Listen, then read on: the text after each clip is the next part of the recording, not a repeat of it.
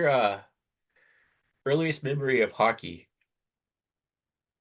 It would have been when I think it was. I think his name was either Jim or Jerry Freeman. Started the Fresno Falcons after the Aces. Because I went to a few Aces games back in the Uh-huh. '60s. Selland Arena was brand new, Right. and it was purpose built for hockey. I mean, and let's see, who was the coach? Nadro, I think, something Nadro. I remember way back in the '60s and late '60s, early '70s, and went to games just all the time. And I don't remember too many of the players. A little bit later on, the Cipolla brothers started. I know Glenn Hines was there for starting about then. There was a few others too. And I just went to a lot of the games, and my father happened to be friends with the guy that owned the team. And so we got to do a lot of player functions, and we'd always go over to back in that day they went to Sam's Hofbrau, which is long gone after the games, and then after Sam's closed, it was the old Fresno, and they kept Right. going to the old Fresno a lot, And back in the '90s, when I was involved with the later iteration of the Falcons, we were always at the old Fresno when after the games. But so yeah, so my memory goes back to probably 1960. Sometime in the late '60s. It was when Selland Arena was first built, and the boards were fun because they didn't have plexiglass. It was box wire, like for a rabbit cage, and guys would just get all messed up, when their faces would hit that wire. So it was unforgiving. I heard stories about that. It was just like you said, chicken wire. You said, right? Yeah, it wasn't. I mean, it wasn't really chicken wire. It was much sturdier than chicken. It was like the heavy box wire that you'd use for like a cage for a good sized animal. It was a lot of fun. I mean, it was a great sport to watch. Yeah.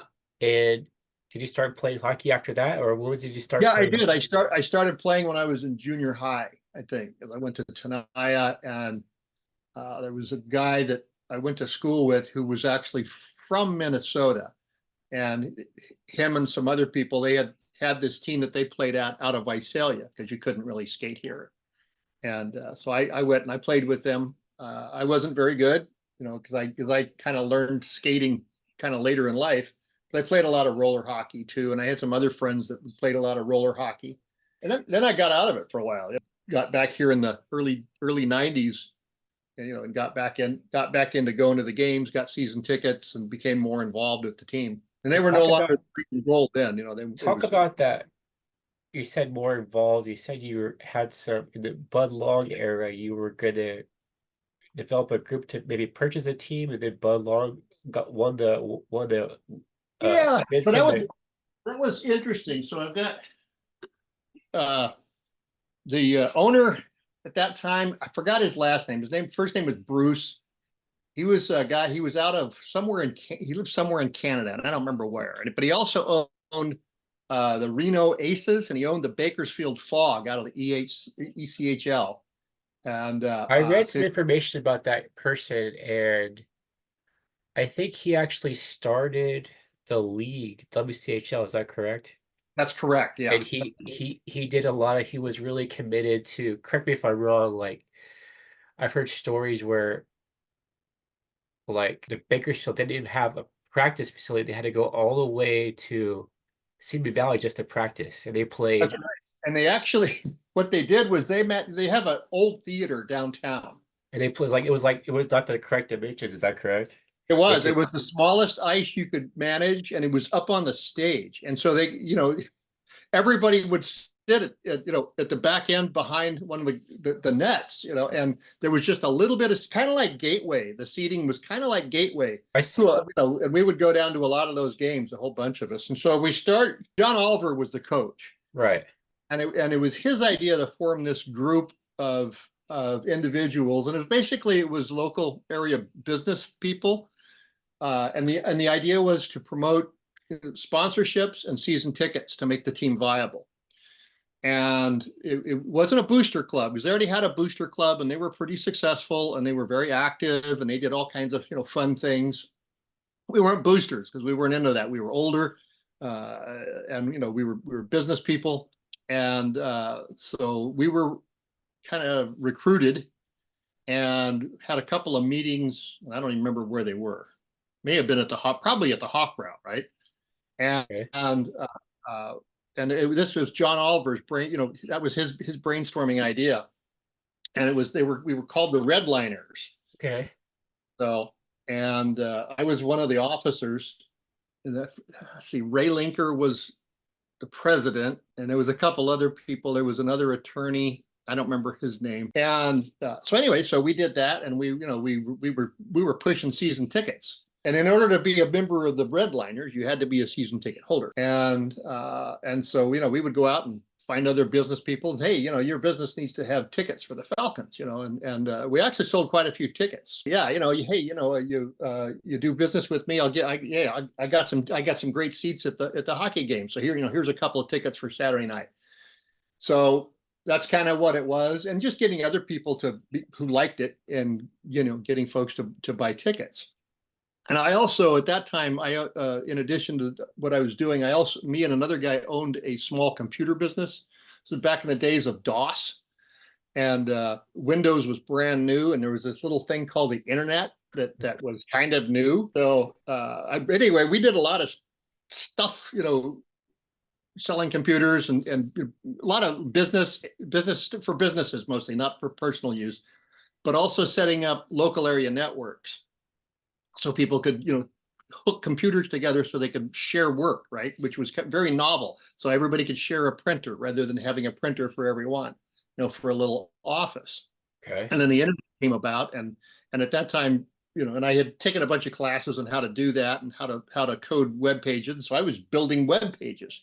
And so I actually, Oliver said, "Hey, can you build us a web page?" So I did. I built the very first web page for the Falcons, and it had this stupid long web address because they wouldn't spring for a domain, because it cost money and they didn't have any money. I remember that website. I remember like you used to be able to put like a comment like to the player. I remember that Yeah, that was like a silly yeah, we feature of that had website. like player of the month and all kinds of different things. Yeah, it was silly stuff. Yeah. Yeah, it was very silly, very silly. And Yeah. I just did it in my spare time. So, and it eventually, the owner, Bruce, his last name escapes me, but he was getting a lot of pressure from some of the other teams, because he owned 3 of the teams, and he was getting pressure to liquidate some of, there should be more than, he should not have three of the, I think there was only like 6 or 8 teams in the league, and he had a good chunk of them. And there was, so he was getting some pressure, and, none of them were making money. He was bleeding money, couldn't, he was, they were losing sponsors, and it was just really a difficult time. Right. So he was looking to market them. And one of the things our little group decided to do is we would pool our resources and see if we could do that, but we needed a big money sponsor. And so we actually, and it was right through Ray Linker, he was acquainted with Bobby Brett, who is George Brett of the Kansas City Royals. Okay. It's his Right. little brother. And Bobby owned a team up in Spokane. It was a WH, I don't remember what league it was in, but it was a triple A youth league Okay. up in Spokane. It was the Spokane Chiefs. And so Okay. we actually, him and me and one other guy flew up there and spent about 4 days up there meeting with Bobby Brett, going to some of his games at his arena. A beautiful facility, great ice, and very well promoted, and big part of the community. And we actually put together, a good amount of money because we were going to buy the team. We formed a corporation, and we went through all that. We had hired a tax guy and a tax attorney, and went through all that. I met with Al Geller was the promoter, and he owned the space where the Falcons office was, and so he was their landlord. Okay. And I had met Al Geller years ago. And Al Geller is one of the reasons that Fresno was on the a great place for rock and roll concerts in the 70s, because he was a huge promoter and he got a lot of big acts here. Yeah, I've heard good things about him. For good Yeah, things. he was a super nice guy. He had a house actually not too far from where I live, over in the in the North Tower. Beautiful house.